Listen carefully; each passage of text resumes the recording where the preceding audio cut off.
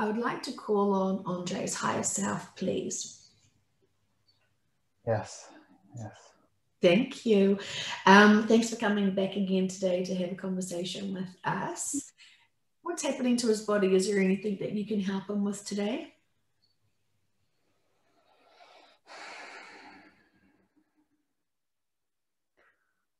Yes, he's experiencing a bit of release today.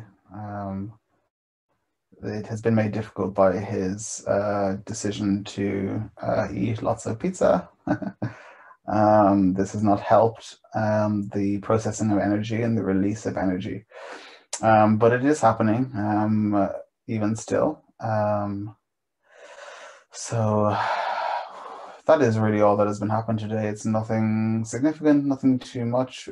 He is releasing some of the worry of the world, which is why he's been so reactive to some of the issues regarding the virus and the inequalities and double standards within the media and the politicians and TV broadcasters, and he is just releasing some of that worry that is being collected in his area. So he's transmuting that energy and is doing a fine job, and there's nothing to worry about. It will pass. Lots of what he's feeling is not his, but there is some of his stuff coming up. It's all a cocktail of many different things surfacing for him today to release.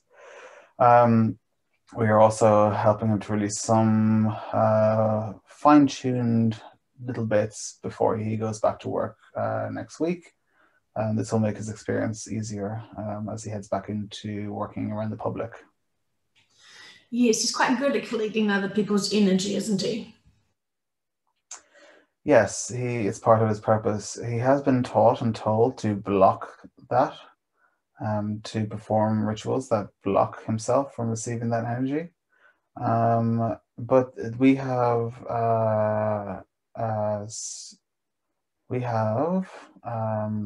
placed him in many different situations in his life so that he could be that carrier and that absorber and releaser of the energy around him that is part of his purpose. It is a repayment to the world from lifetimes when he took and did not give anything back. This is many, many, many, many, many lifetimes ago. But he has come to help humanity at this time, and this is one of the ways in which he is doing so. Yes, Andre noticed that he was never very much wanted to partake in a lot of that ritualistic blocking of energies and protection spells and etc. Because he knows very, very deep down that these are a more basic form of spirituality, and that if you always know and set the intention that you are protected and that you block any energy that is not serving your highest good, then there's no need to perform rituals. And it's a tool used in the stepping stone of spiritual development. But when Andre is receiving energy for him to release and to take on, to purge, that is energy that has been contracted to be absorbed by him. So there's nothing he can really do other than changing his contract to avoid receiving and dealing with that energy.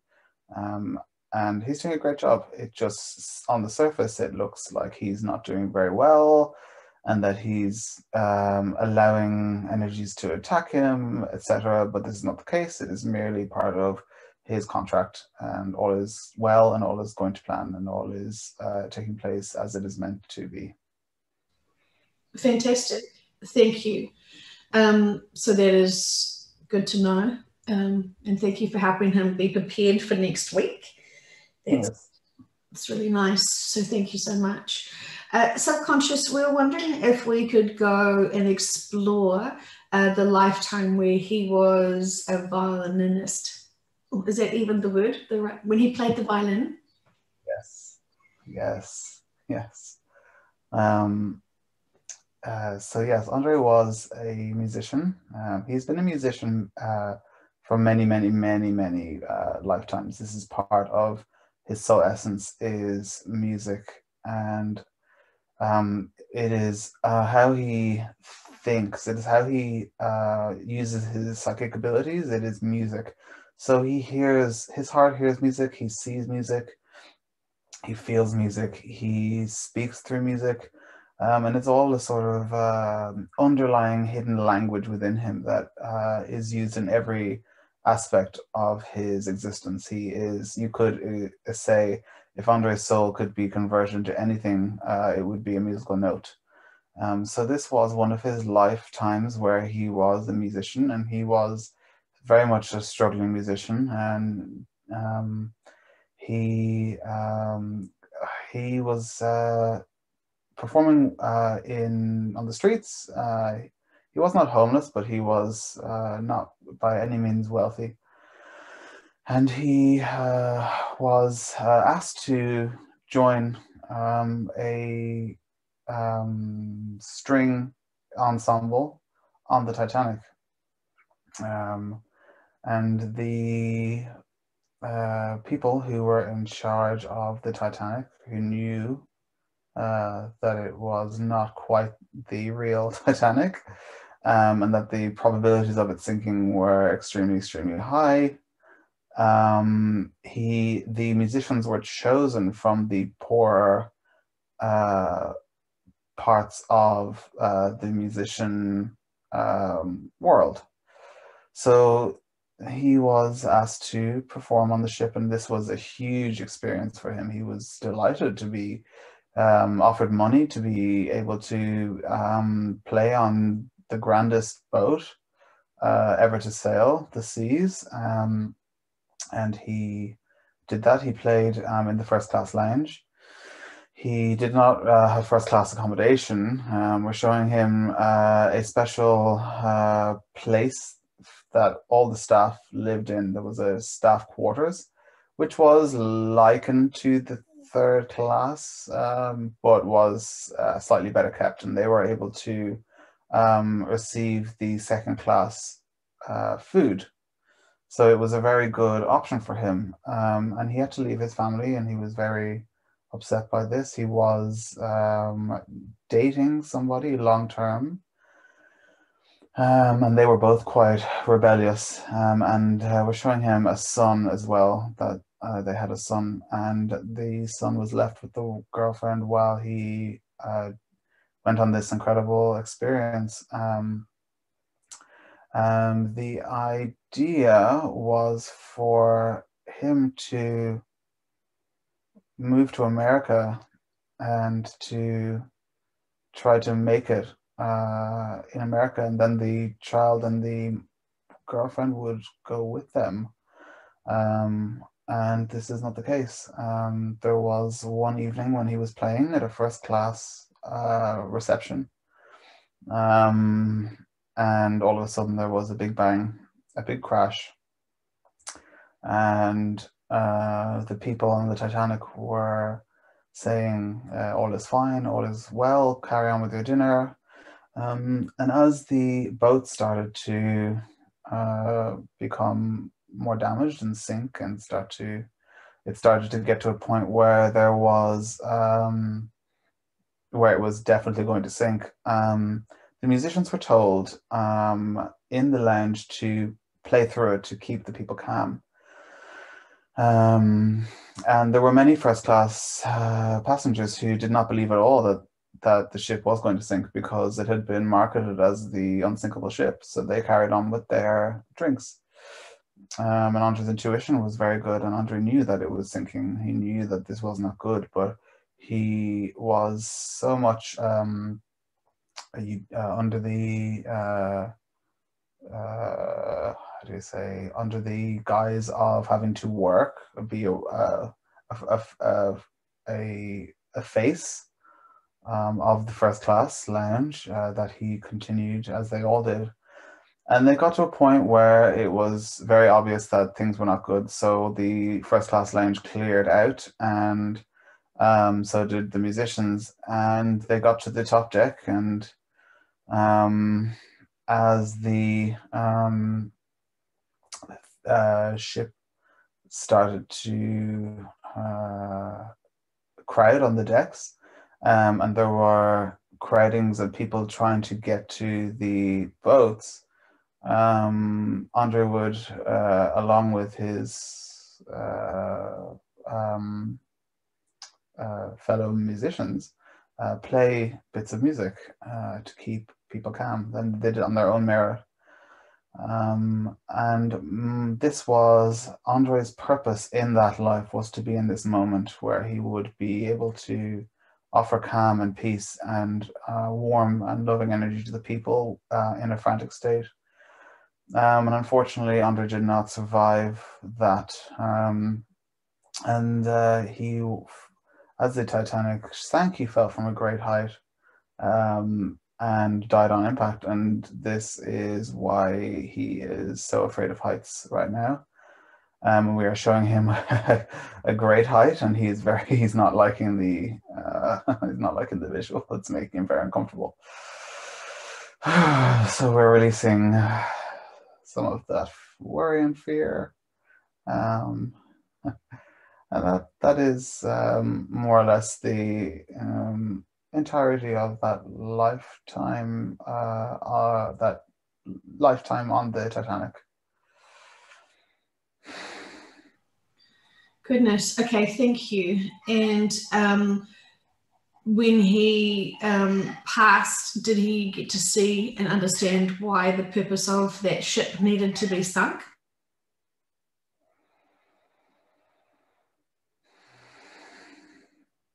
Yes, when you pass, you see everything from every angle.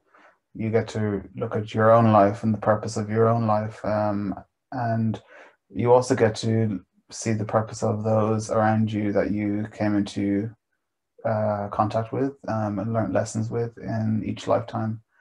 And when you leave the body, you become all-knowing. You go back to source, and you know everything. You become all-knowing, all empowered, and what seems so drastic in that lifetime becomes nothing more than a quick moment of learning.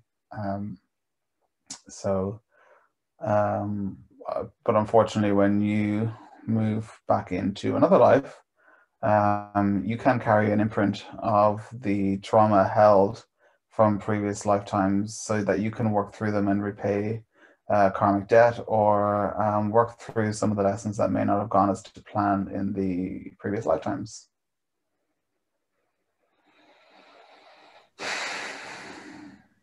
Thank you. And to get over his fear of heights, how was the best way to approach that for him?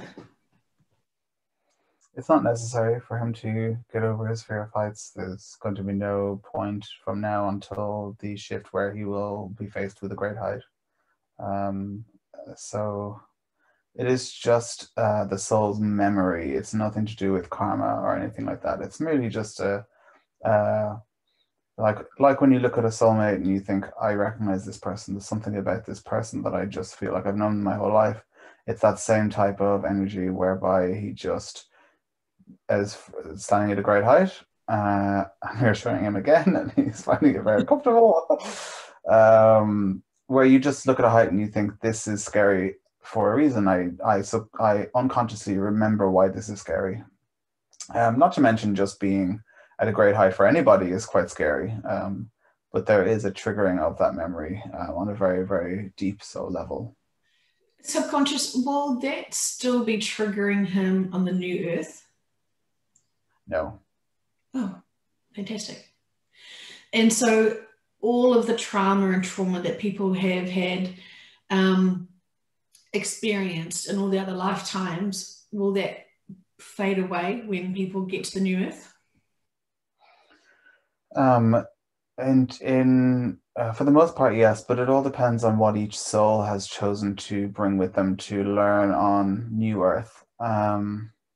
it all depends on yeah, what they want to learn. So if somebody wants to tackle their fear of heights on the new earth, well, then they'll be faced with an opportunity to do that. But the way in which you deal with those traumas is totally different to how you would deal with them in the physical on the old earth. It's it's more fun to deal with your traumas in the new earth. It's like a moment of, oh, I had this trauma, let's learn about it. So you might be able to place yourself in a situation where you can face the trauma, but nothing, there's no danger of being hurt or injured or of pain. So you look at it with a totally higher perspective. But if you can do really whatever you want, if you choose to deal with traumas, if you want to learn more about certain things that you couldn't learn about on old earth, well, then you will learn about them on new earth.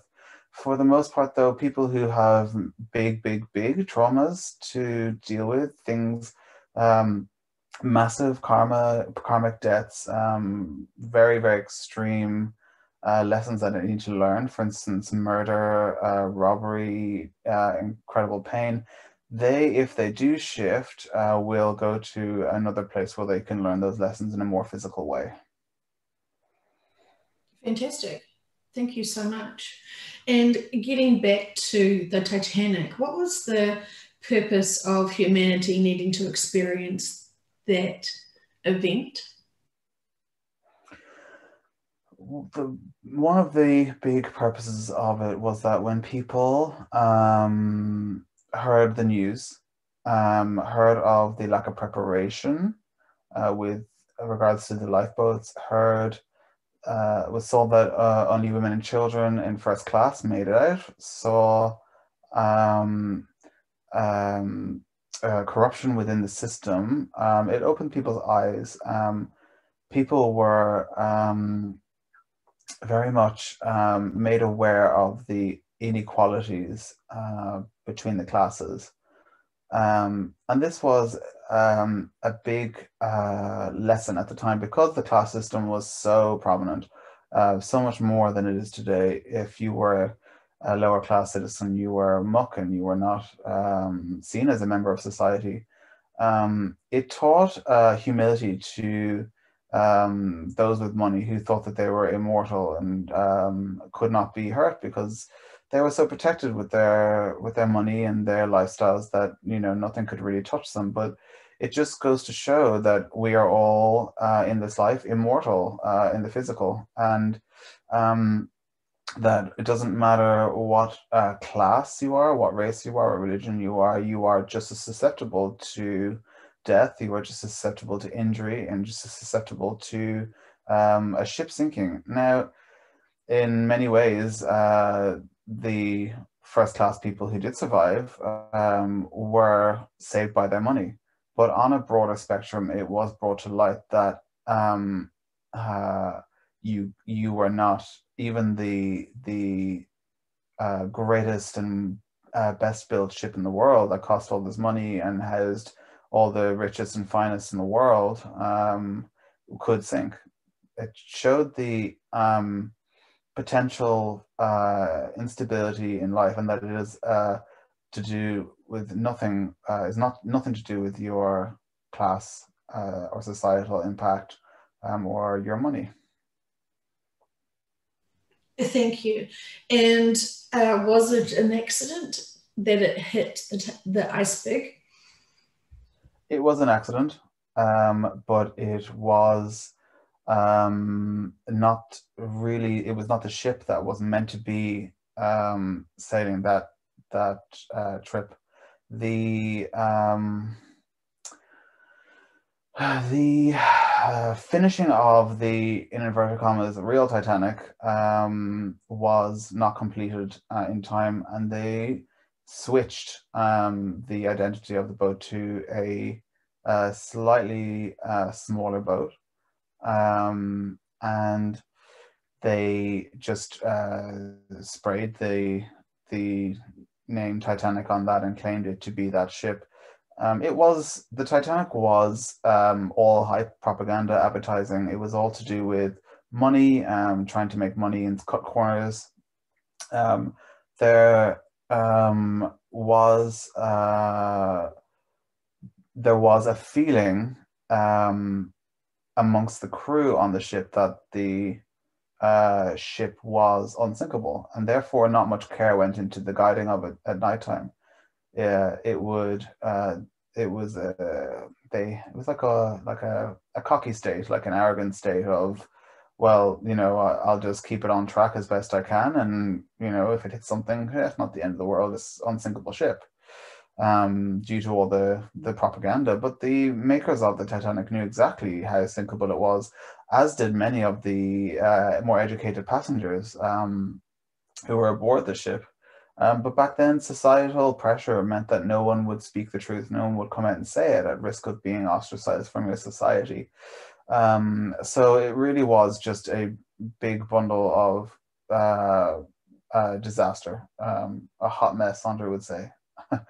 um, so while it was an accident, it was due to carelessness, and the inevitable damage was due to the lack of care of the makers, the designers of the ship, for the people on board and for the world watching. Okay, thank you. And so, what was the intention of the captain in that fateful night? The intention of the captain was to sail the ship. It was to be the captain that sailed the Titanic. The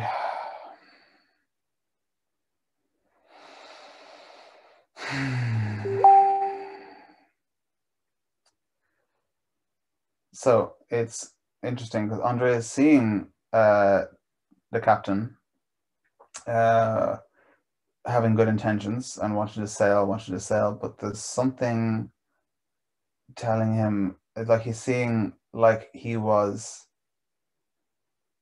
told to go a shorter route or to do something different that it was normally supposed to do, like almost if the Titanic sank, that the insurance money for the Titanic would be greater, greater than the lives lost. So there was scheming from the higher people, the people that were not on the ship, and but the captain was not aware. He was told to go a certain route and do a certain thing, and that is why it sank. So it was carelessness on the captain's part, but there was an agenda to sink the Titanic. My goodness. Yes, there was an agenda to sink the Titanic. To collect the money, to collect insurance money. Is there anything else you want to tell us about that? It feels like from the start, corners were cut to save money, to cost cut. The Titanic was essentially a mass murder, really, for the sake of making money. It's symbolic of sort of what's happening right now. At this time, it's all about agenda. It's money, money, money. They don't care who hurts. They don't care who gets hurt. And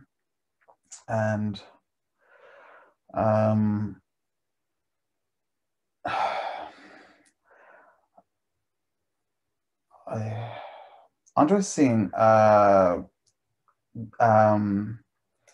the second and third class packed full of people, as in the ratio of the lower class passengers to the first class passengers was like 70-30, and was almost feels like it was used as a way to execute a big proportion of the lower class in that area.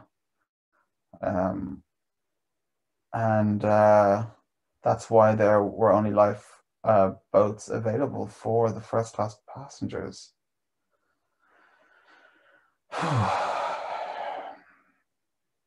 um, yeah, it,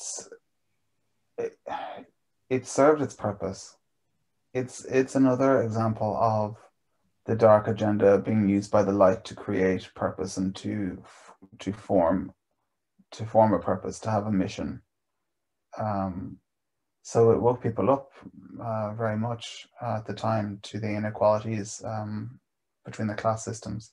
It didn't change much, but it definitely opened the eyes. Um, and yes. Okay, thank you so much, Subconscious, for letting us know that. And are we able to help Andre understand and trust the bigger picture for that lesson and that life purpose that he had on that for that lifetime? Yes. There's not much from that lifetime that has been brought into this lifetime. He he led a very good life at the time, and the death was so quick. His soul wasn't even in his body when he hit the water, so he didn't feel much trauma. There was a bit of fear and panic, um, but it's not something that he's working very much on in this life. He was able to heal very much that after his passing. And because Andre is quite I would want to say advanced, but a high being, he is much more capable of being able to let a lot of that go. What he brings into this life, he chooses to bring into this life to either relearn or to try again. It's not so much of a blueprint of memory. It's more a direct choice. And there is a difference between the memory of a soul and the choice of a soul to carry memories with them. So for instance, Andre's music, this is something he chose to be musical in this life. He chose to see energy in this way, but his skill at playing the piano without any lessons to be able to play like he does is due to the memory of his soul, if that makes sense. So if Andre had chosen to enter this life and not be musical, he wouldn't have much of a drive to want to play the piano or want to do music. But even if he was forced to, even if he ended up randomly playing a piano one time, he would have a natural gift for it, even though he is not technically musical in that lifetime, if that makes sense. Yeah, that's amazing. That is so cool to be able to do that. Okay, so thank you so much for that. So then, Subconscious, are we able to learn a little bit more about Mary Magdalene, please, and her role?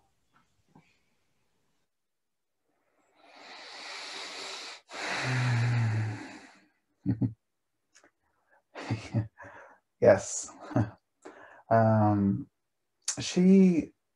Mary Magdalene was a very advanced being, similar to the level of Jesus. It's like they came together to support each other, and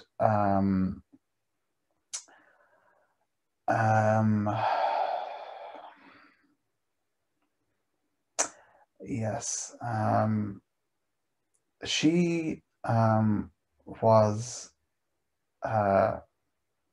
she was a very gifted psychic. She would can't just need to relax.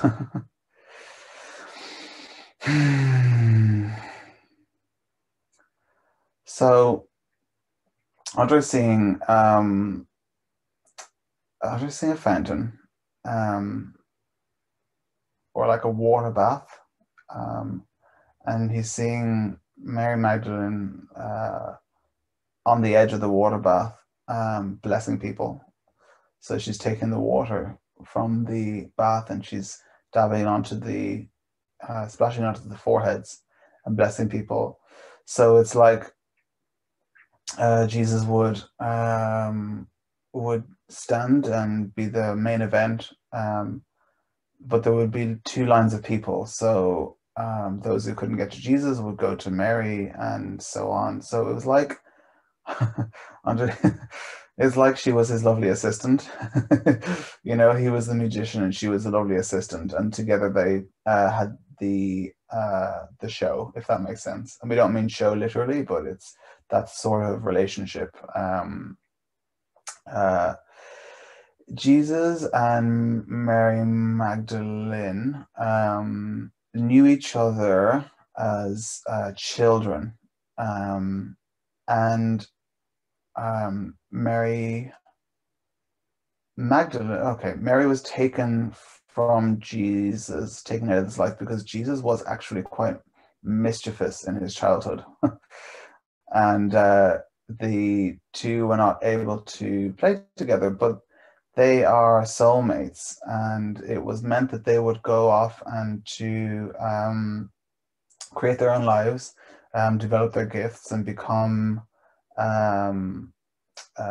awakened, essentially.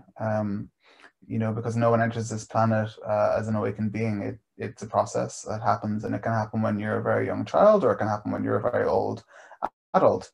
But they had their own lessons and things they wanted to learn in the physical, so they met at a later date when they were very young, in their teens, and thus developed a romantic relationship between the two.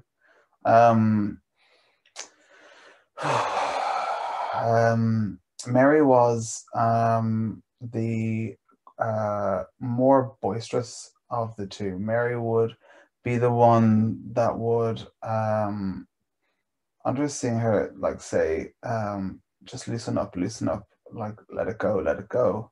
Because there's a common misconception that Jesus was completely enlightened all the time and was always very calm and was always, always knew everything, and never had a day where he was in a bad mood or didn't know something or wasn't able to keep his mind balanced and clear all the time. And so she would be the one very much to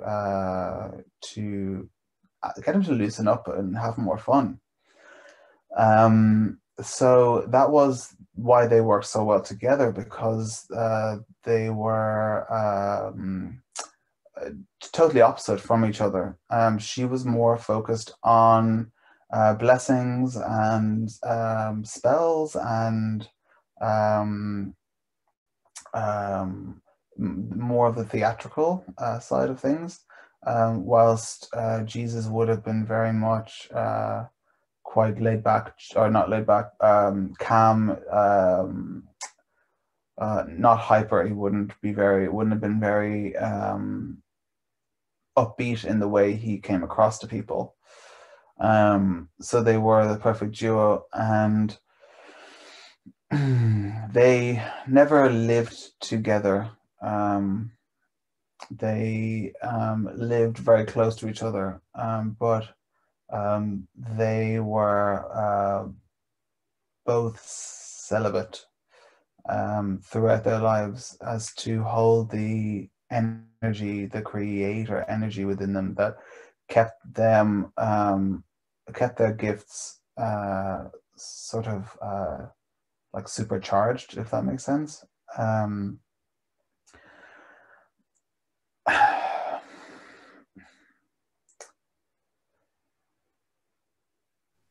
Do you get a sense, thank you, do you get a sense of where she came from? Like what country was she born?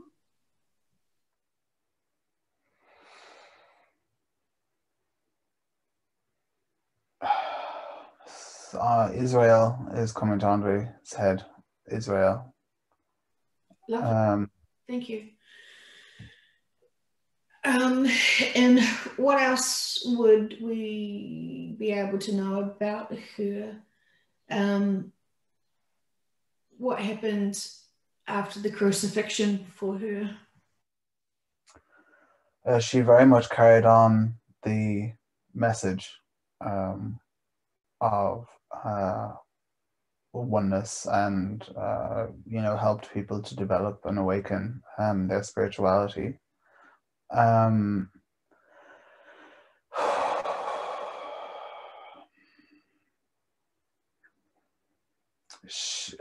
she died quite young. Um, she she had served her purpose quite young. She carried on. Andre keeps saying it's like there was heartbreak between the two. Like they both went their separate ways because there was a point where their mission had been complete and it was time for them to take their exit points. And the biggest part of the mission, the culmination of everything that they had worked throughout their lives, came at the point of the crucifixion, because that was such a huge awakening for the people that surrounded the area. And yeah, Andre seeing her having died quite young, and of illness, I feel.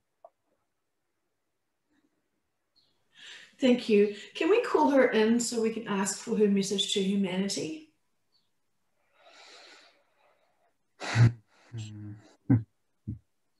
Yes, yes.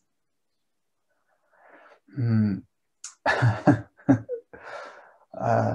Yeah, he is right. I was so fun. It was definitely the fun one. Jesus was very serious and took his role so seriously. And that's fine. He had such a huge he had such a huge task to complete. Um, I was always meant to be there to help him, to be by his side, to offer him any assistance that he needed, because we both knew the bigger picture. And of course, being a woman in those days was not seen as such a great thing. I was never taken very, very seriously. And even though Jesus was hated upon by many, he was still respected as a man. And that is something that was missing for me. So I had to sort of remain in the background very much for a lot of our relationship. I mean, nobody knew about us being romantically involved. And I say romantically loosely because we never went beyond the emotional connection. There was intimate moments, but it was never more than an emotional connection, and it was such a beautiful connection. Um, Back in those days, I would be sought out by people who needed healing, and mostly by the women. There were certain rules and laws about touching certain genders, certain ages, different respect, different procedures that you would follow in those days. So often, often I would work next to Jesus, and those who would and could come to me would come to me, and those who could and go to Jesus would go to Jesus. It really was very much a duo act, and I say act lightly, obviously.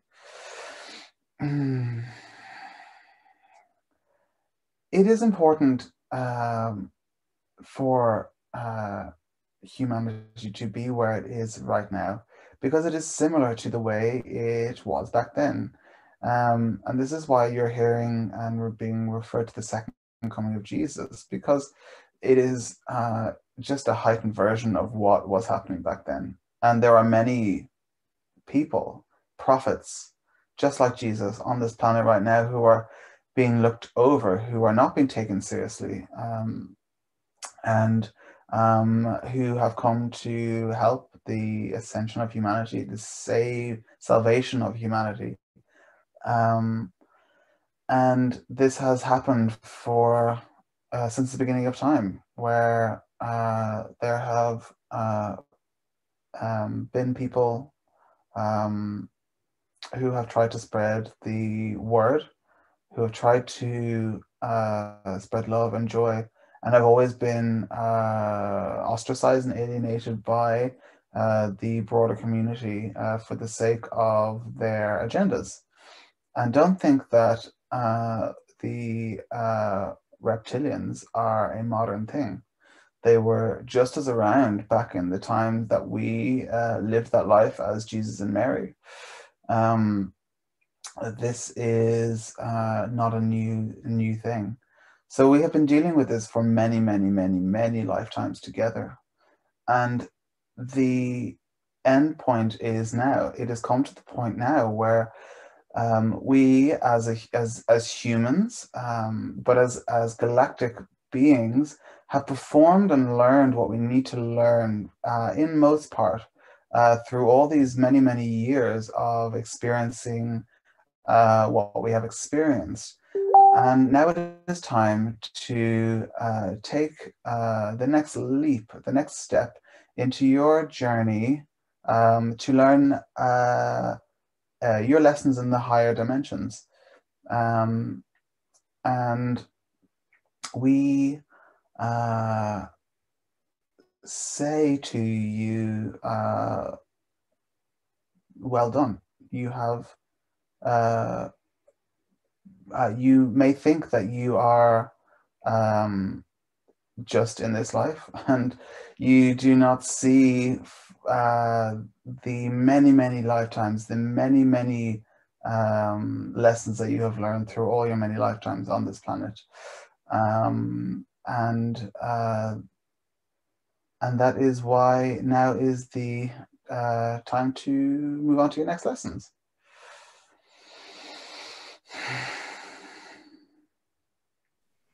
Thank you so much. And why is it that people were told that you were some sort of prostitute, shall I say? Why was that cast upon you? Why is any woman labeled as a whore or as a prostitute or as a slut? It's because men on the greater scale for these many, many years have seen women as a lesser and inferior being. And you see it in many of your music videos, you see it in your celebrity worlds, and even when there is the dark agenda, it's still not nice to look at men have double standards when it comes to the standards of men and women in the music industry, in the movie and film industry, in the workplace, even in the household. Women are seen as the lesser beings.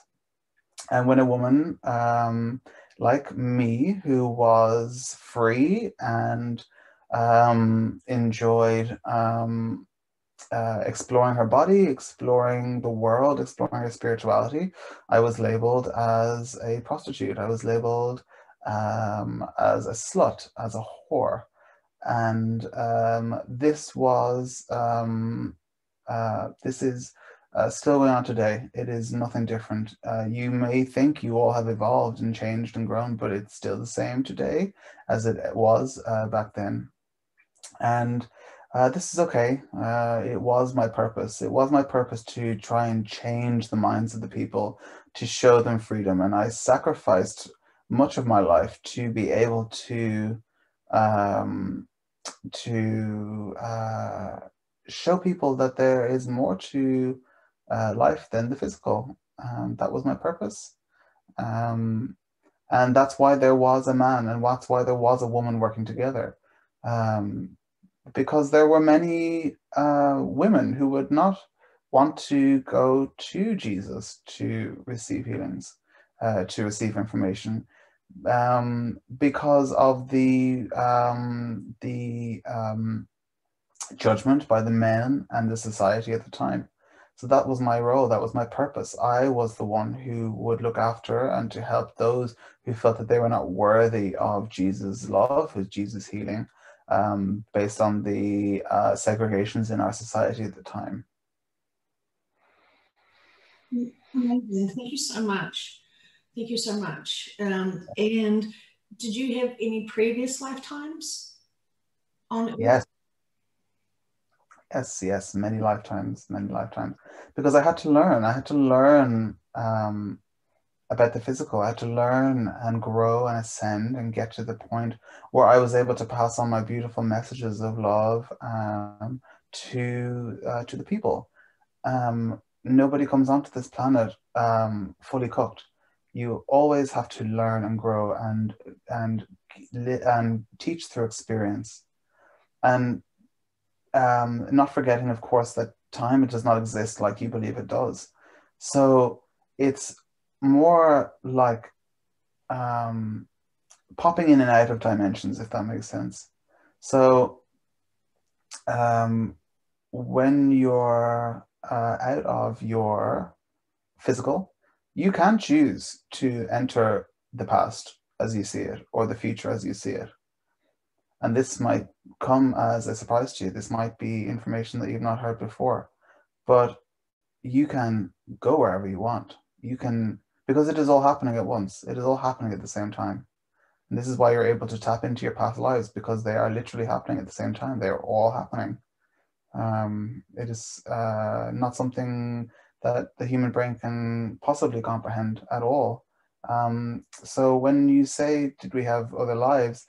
Yes, everybody's having many, many lives currently all at once. And it is merely the perception of the fragment of your soul in each life that is perceiving the life that you are in. So as I was Mary Magdalene, I so was someone else, I so was someone else, I so was someone else, all at the same time, learning and gaining our experiences and essentially reporting back to our higher selves who were sitting and watching and waiting and supporting us.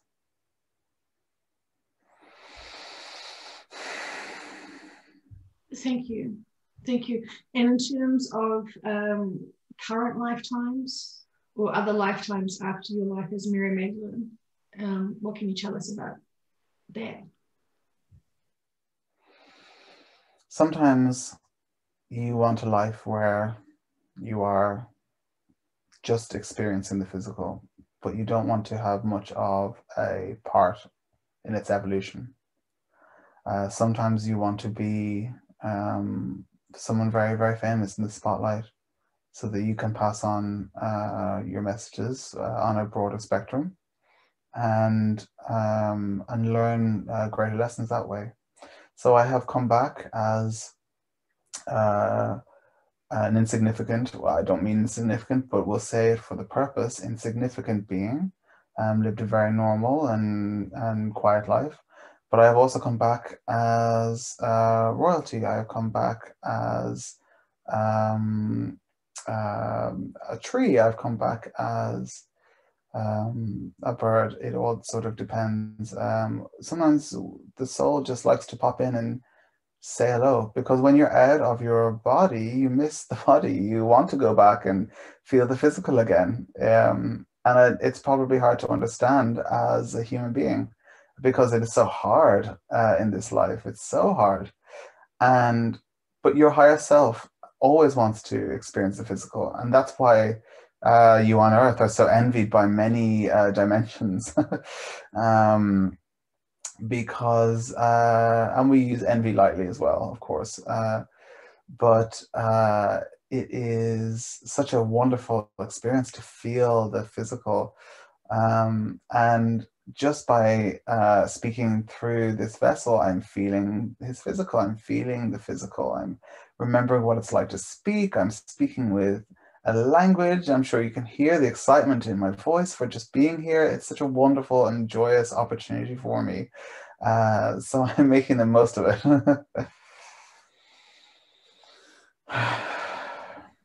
Well, Well, I'm so glad. Is there any advice or any final messages that you want us to know from you?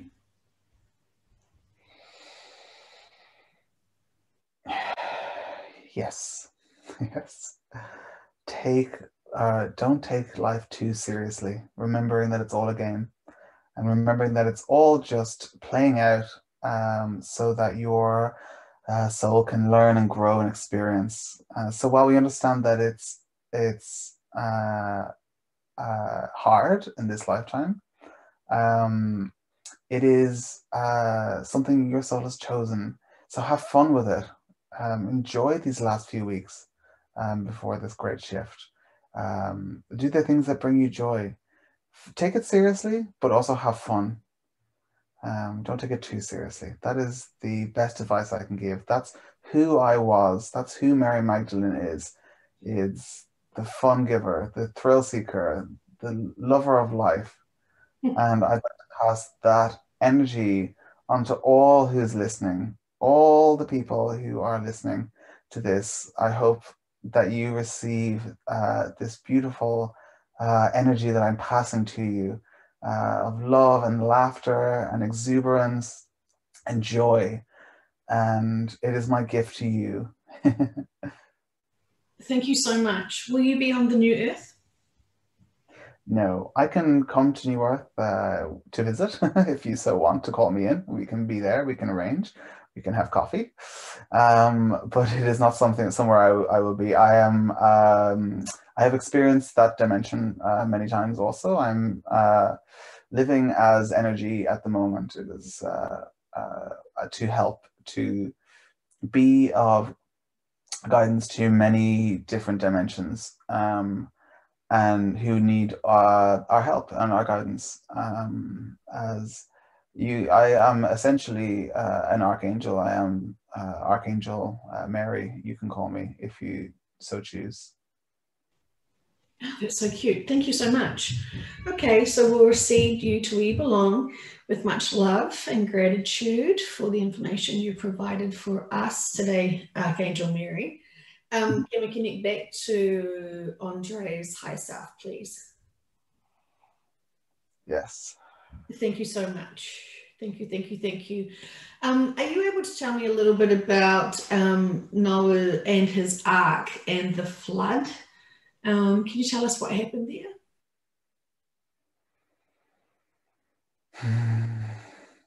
there? Yes, the Noah story in the Bible, as much of the Bible is mostly symbolic and metaphorical.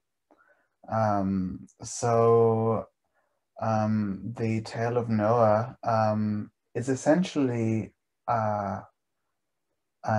the falling away of a timeline and the introduction of a new timeline. So water symbolizes the washing away of the old timeline and of the old, as the vibration of the planet raised at the time. So Noah was a representation of consciousness. It was the representation of the new energy and the chosen ones those who had chosen to ascend at that time are represented by the animals in the ark. So it is a folklore, and Andre is wondering if you have that word. It is like a storytelling by the great prophets of the time who wrote in stories to offer guidance and messages of hope and love, just like you see today. Many people writing books and giving advice and passing on their lessons. And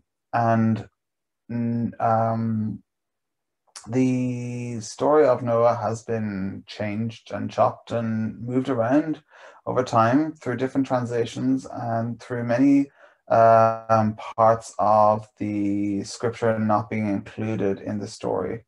Because Noah was in fact a real person, and Noah held many secrets. Noah held many teachings that were not passed on to the Bible as you see it today.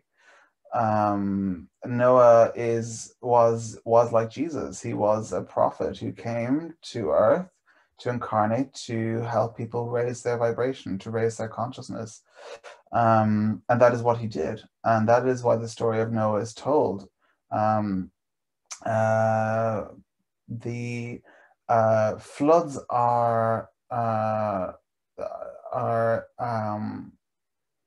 yes, they are merely a symbol of the washing away of the old. And although there were many, as the Earth shed her timeline and moved into, raised her vibration, there were many natural disasters. There were floods and heavy rain and unpredictable weather. But this was not due to the type of weather that you have now, where it's essentially man-made. This is due to the Earth purging and shedding her layers and shedding her emotions. And as the surface of the Earth would move and change, this would create floods and breaks in the earth and eruptions, and it would have looked like the end of the world. And that did wipe out a lot of the people at the time. It's very, very similar to what's happening right now. Very similar. Do you get us, can you give Andre a sense of the actual ark? Did he build an ark? No, there was no ark.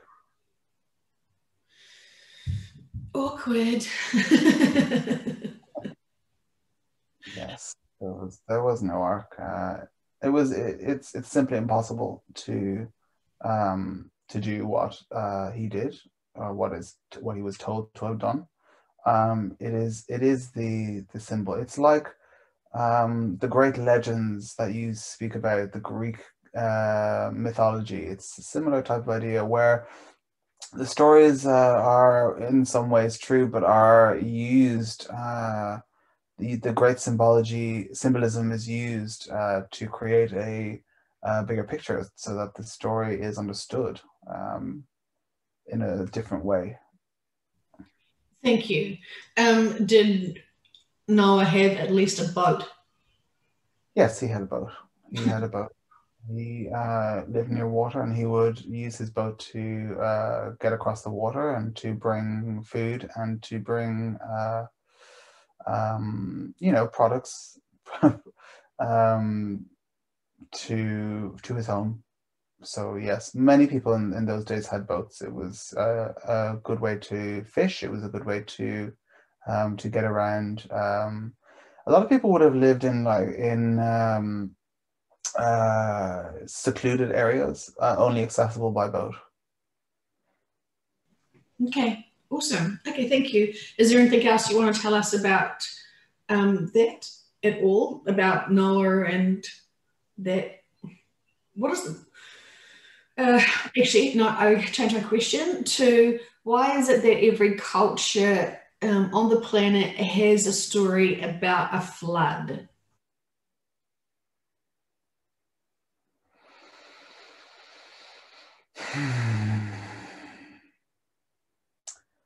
The floods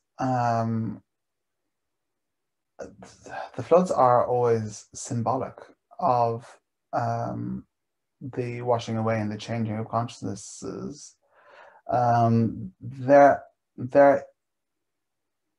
It's like if a person channels a message, and then that message is told to 3 people, and those 3 people go off in a different direction, and then they tell 3 more people, and then they go off in a different direction and tell 3 more people. The story is the same, but the